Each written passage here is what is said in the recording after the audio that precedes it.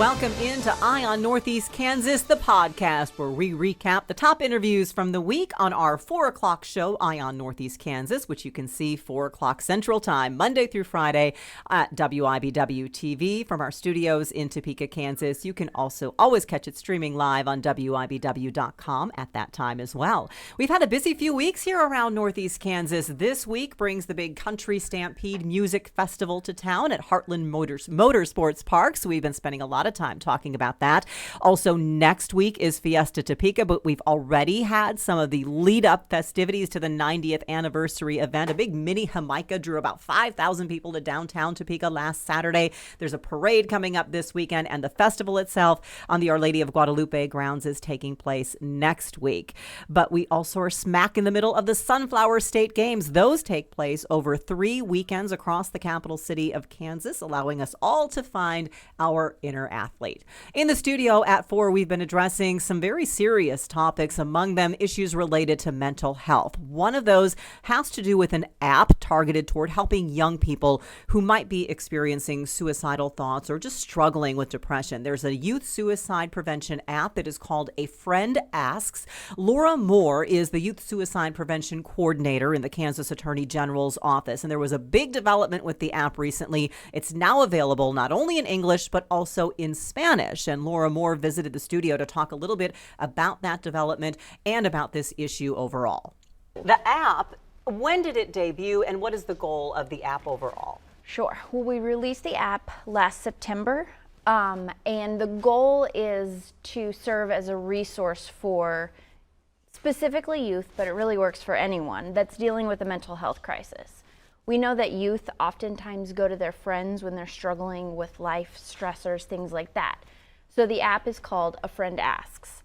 If a friend comes to you describing a mental health crisis, they're struggling in life with something, the app guides the individual, the user, through the conversation. What to say to your friend, what not to say to your friend. And if it gets to a point where you need immediate help, the app can connect you through a phone call or a text message to the Suicide and Crisis Lifeline 988. So it's really on both ends. It's not just if you're someone in crisis who's looking for resources. Right. It's if you are a friend having a conversation with a friend, you have resources for that as well. Exactly, yeah.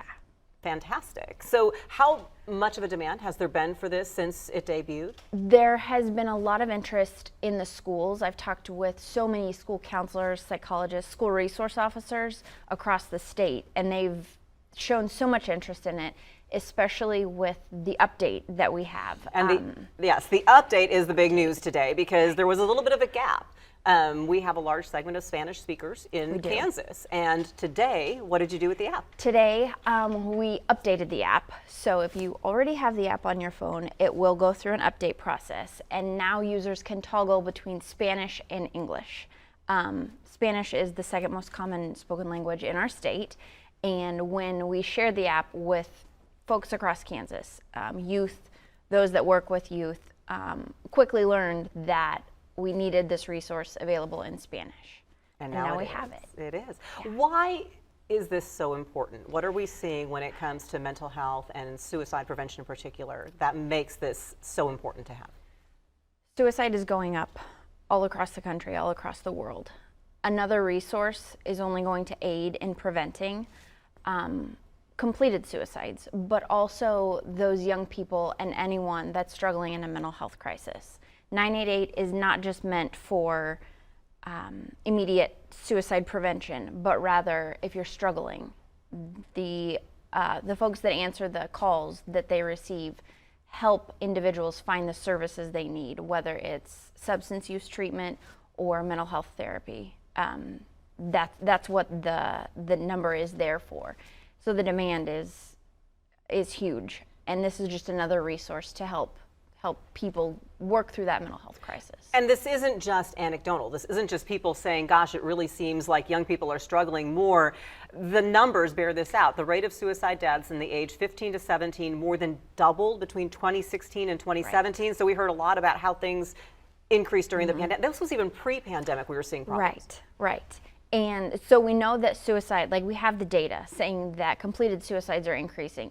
We also have data saying that more and more young people especially are going to the emergency department because they're attempting suicide. They're thinking about suicide.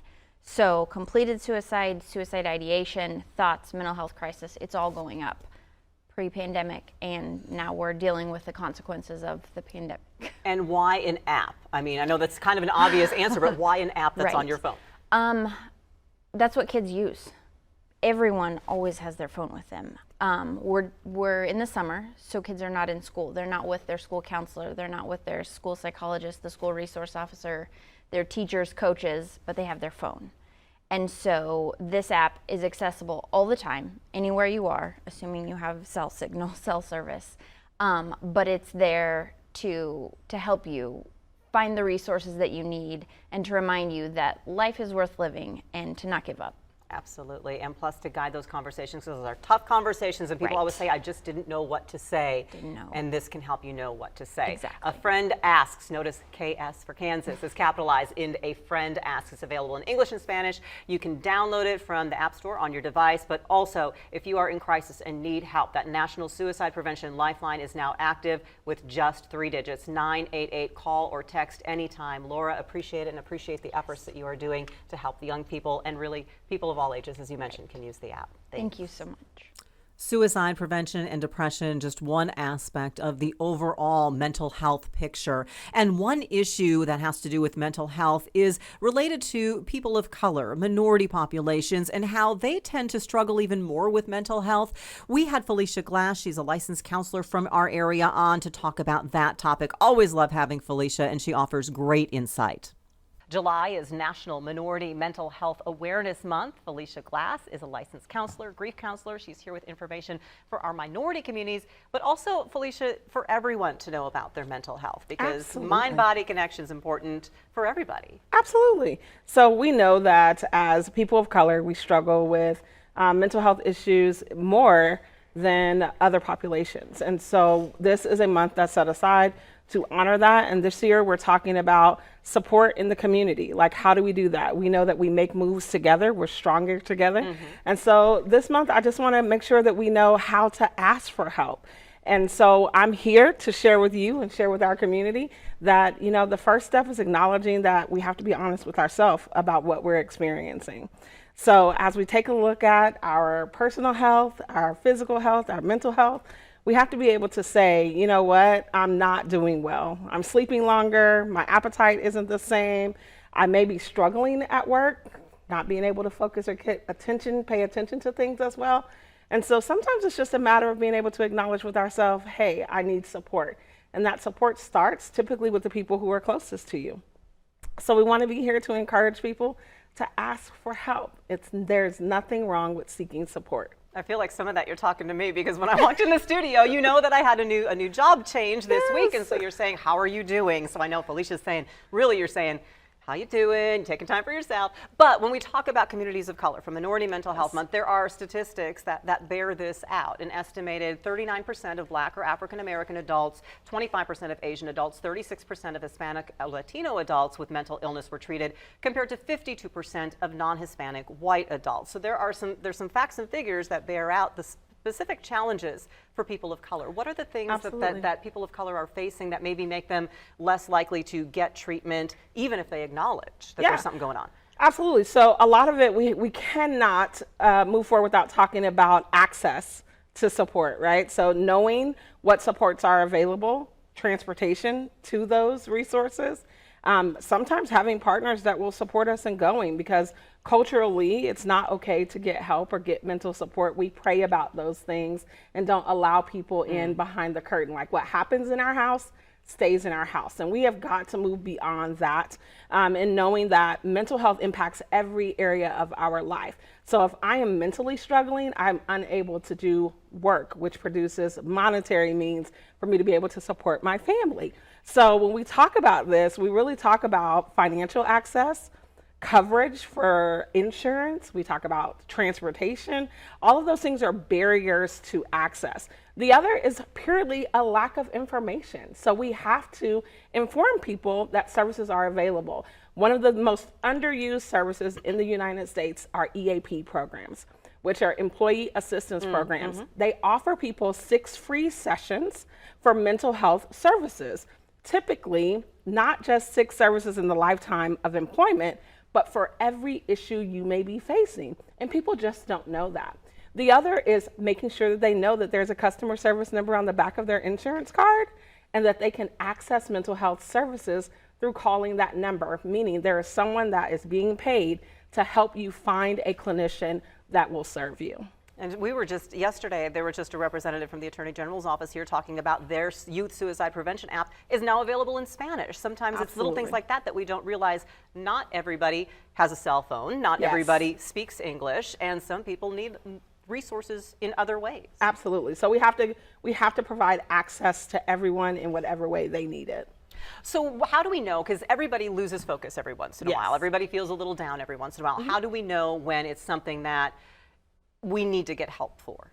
So one, the biggest thing is when your behavior and your mood or those areas are deficient, meaning they're outside of your normal area of functioning. So I'm good at going to work, and then all of a sudden I'm missing work. I'm good at hanging out with people and being supportive, and then the next day or for a week or two, I'm no longer wanting to be around people. I'm sleeping more, so much so that the issues are interfering with our ability to function at maximum potential every day. Goodness. Well, there are a lot of resources available are online, Phelica, and I appreciate that. There are some available here, mhanational.org/July. That's a lot of resources that have to do with Minority Mental Health Awareness Month for this month. Yes. Also, you have a session tomorrow. Give us a little preview. What's happening tomorrow? So tomorrow is my grief movement session. So learning how to release all that negative energy from the body. So just taking time to acknowledge that we carry a lot on our shoulders. A lot of it can be grief related. So grief doesn't just mean death. We also mean like physical change, so getting a new job, changing jobs, being able to, having kids move out of the house, marriages, death of a pet. All of those things are significant changes in people's lives, and we carry that within our bodies. So this is an opportunity to release that. And you can find information at thegriefcounselor.com. Absolutely. Phelica, always good to visit with you. Appreciate Thanks for always having me. I love you being here. Felicia's website also has some great information and links to resources as well that are helpful, as we said, for everyone. There's an organization in Topeka called LifeHouse Child Advocacy Center. They work with the youngest victims of crime, a violent crime. They may have experienced it themselves or they may have witnessed it.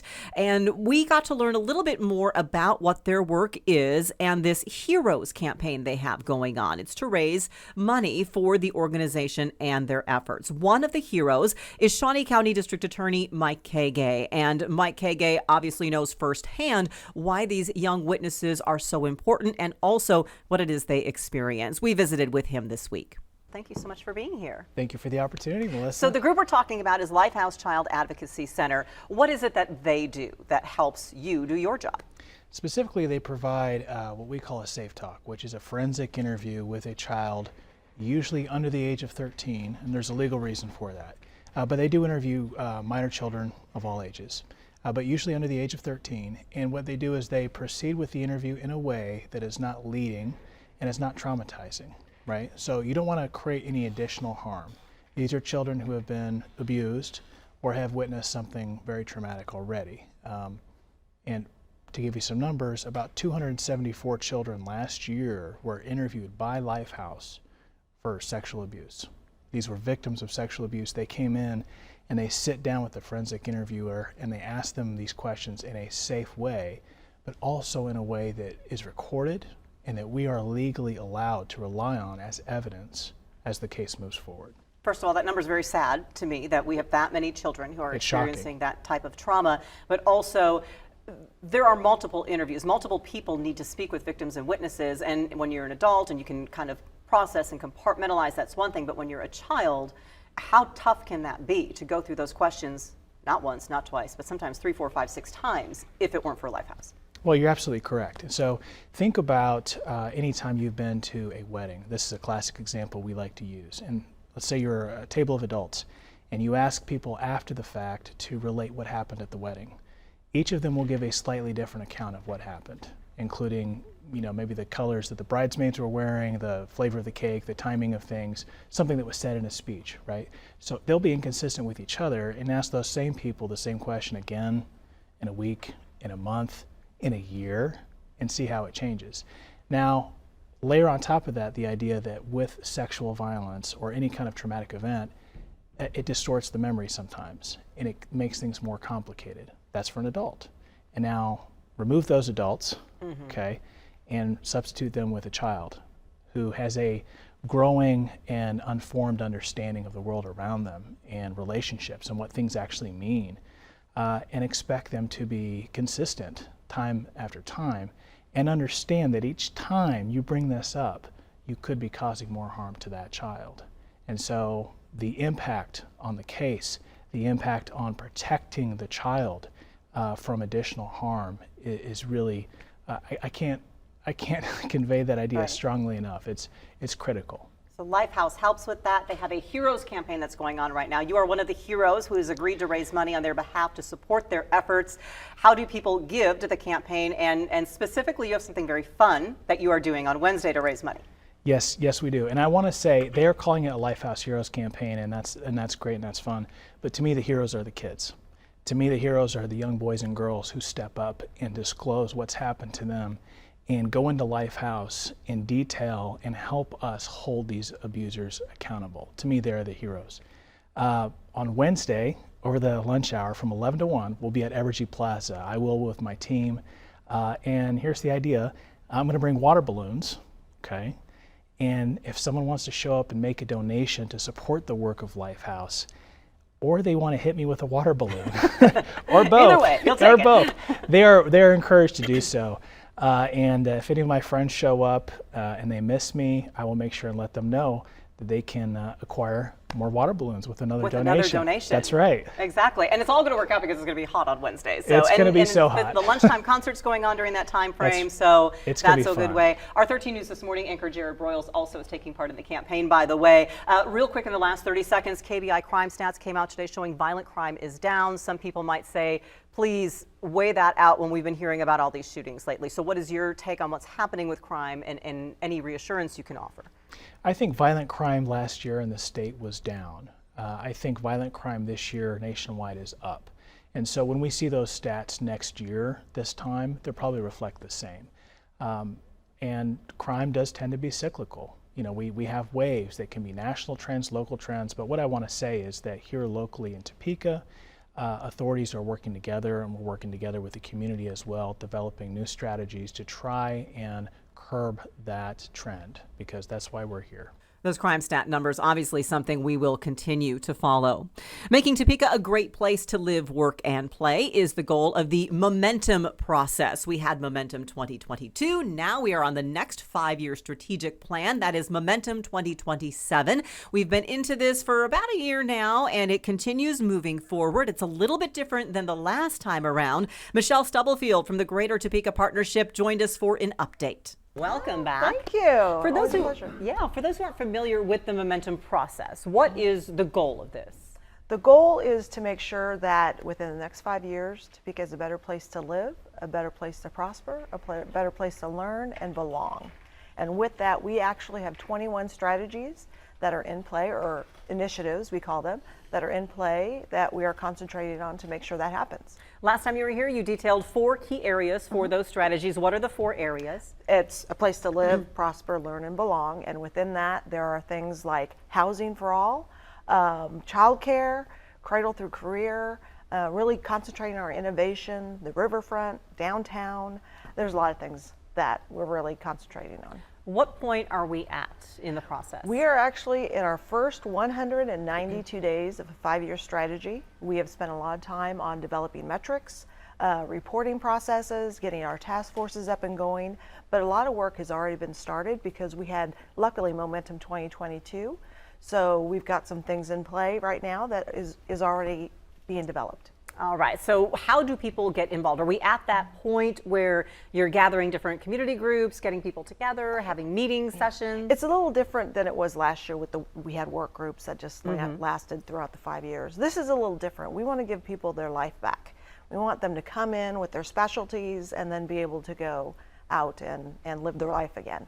So this time it's a little different. We ask businesses and organizations take a look at the strategy, figure out where they align, and when they find something that they're passionate about, maybe it's a specific initiative, how can their organization get involved and align their strategy with the strategy of the community? When you're talking about something that's individualized like that, though, how are you going to measure whether there actually is any progress being made? What we've done is asked for those that align to give us information about what they're doing so that we can track all that. So we can make sure there's not any redundancies, that it's efficient process, if there are any gaps in the process. But also we're looking at things like overall metrics. What's our NPS score, which really improved this last strategy. What does that mean? That is the Net Promoter Score. Net Promoter Score. Yeah. What is so that? basically what happens is how well do you as a consumer or an individual promote that business. We are actually first in the country as a community to use the Net Promoter Score.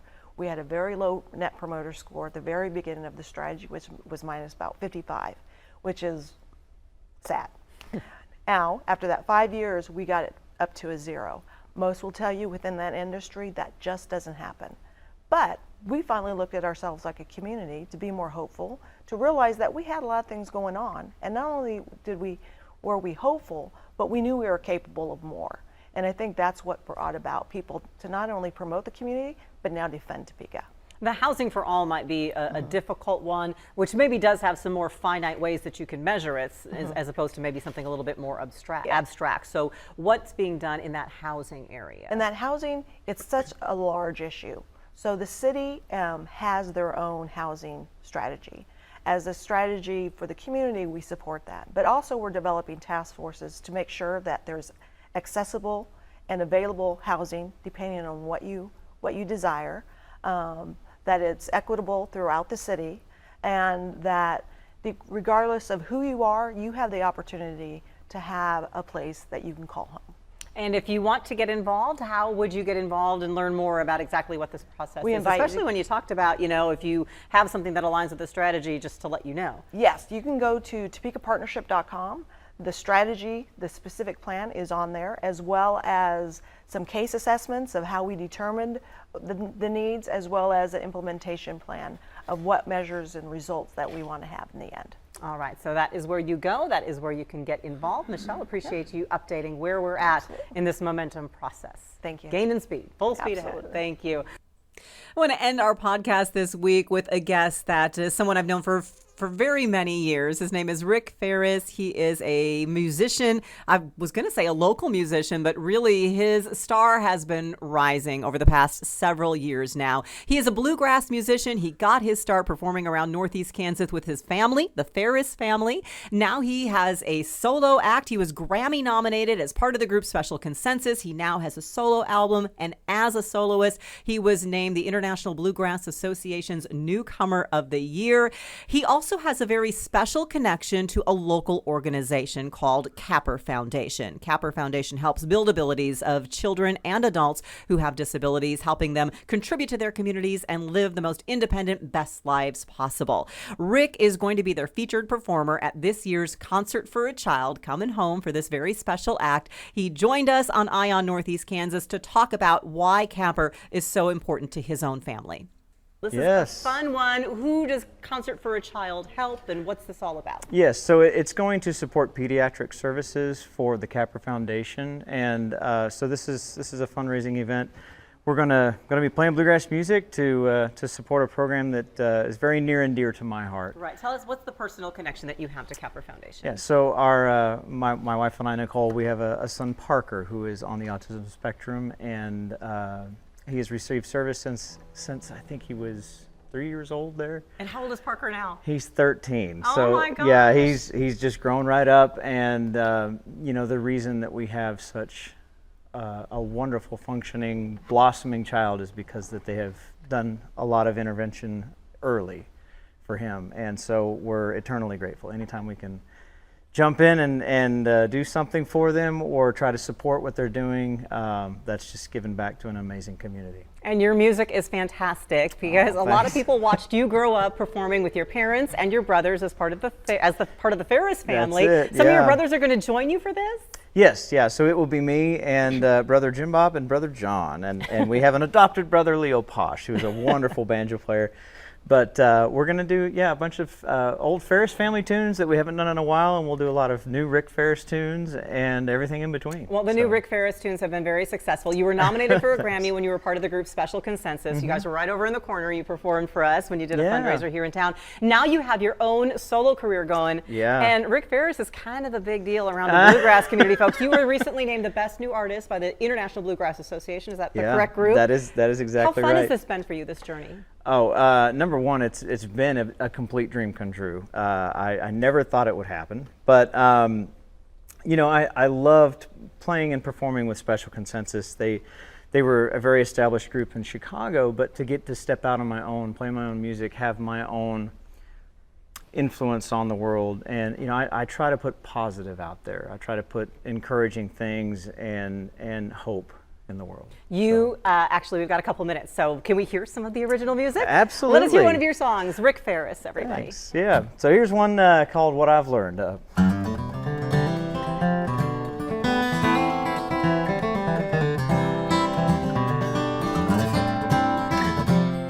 Seems I've forgotten more than I recall as the years pass by.